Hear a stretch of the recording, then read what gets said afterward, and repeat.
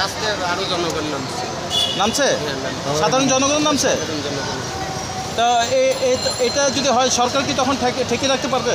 না, সরকার অধপতনে, সরকার বিরোধী আন্দোলনে চলবে।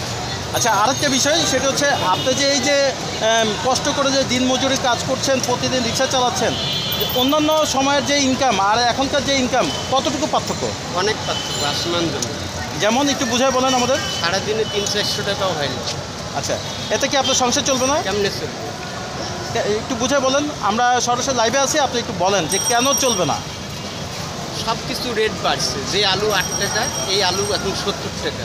যে চাল 10 টাকা 20 টাকা, এই চাল 70 টাকা 60 টাকা। ঠিক আছে, প্রতিটা জিনিস, সাবান, তেল, যে তেল ছিল 26 টাকা, এখন 150 টাকা।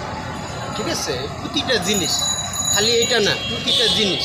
আমরা কাম করতে পারতেছি, যেটা পারতেছি ওটা নিয়ে যাচ্ছি, ওখানে যাইতে শেষ, আরও ঋণ করে খাওয়া লাগছে। এই যে আপনার শরীর বেয়ে যে ঘাম পড়ছে, মাথার ঘাম পায়ে দিয়ে পড়ছে, এই টাকার কোনো মূল্যায়ন কি আপনি পাচ্ছেন? এই টাকার মূল্যায়ন তো আমরা পাইতেছি না, এটা তো সরকাররা খাইতেছে, সব দলীয় লোক খাইতেছে। কাজ হলো 1 কোটি টাকার বাজেট করতেছে 10 কোটি।